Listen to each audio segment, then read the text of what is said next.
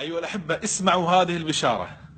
قال رسولنا صلى الله عليه وسلم: ما من عبد قال لا إله إلا الله ثم مات عليها إلا دخل الجنة. متفق عليه.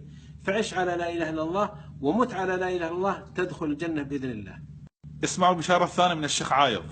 قوله صلى الله عليه وسلم: قال الله تعالى: يا ابن آدم إنك ما دعوتني ورجوتني إلا غفرت لك على ما كان منك ولا أبالي. رواه الترمذي. البشارة الثالثة من الشيخ عايض. قوله صلى الله عليه وسلم: قال الله تعالى: يا ابن آدم لو بلغت ذنوبك عنان السماء ثم استغفرتني غفرت لك ولا أبالي. رواه الترمذي. البشارة الرابعة من الشيخ عايض. قوله صلى الله عليه وسلم: قال الله تعالى: يا ابن آدم لو أتيتني بقراب الأرض خطايا ثم جئتني لا تشرك بي شيئا لأتيتك بقرابها مغفرة. رواه الترمذي وهو حديث صحيح.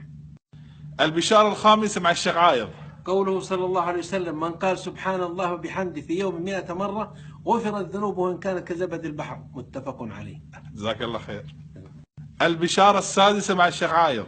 قوله صلى الله عليه وسلم: لا نقول سبحان الله والحمد لله ولا إله إلا الله والله أكبر أحب إلي مما طلعت عليه الشمس. رواه مسلم. الله أكبر. البشارة السابعة مع الشيخ عايض. قوله صلى الله عليه وسلم: من أكثر من الاستغفار جعل الله له من كل هم فرجا ومن كل ضيق مخرجا ورزقه من حيث لا يحتسب. رواه أبو داود. جزاك الله تعالى خيرا.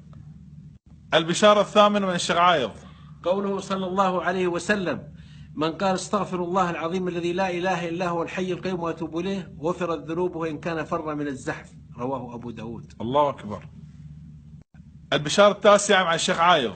قوله صلى الله عليه وسلم: من صلى علي صلاة واحدة صلى الله عليه 10 صلوات وكتب له 10 حسنات ومحى عنه 10 سيئات ورفعه 10 درجات. حديث صحيح. الله أكبر.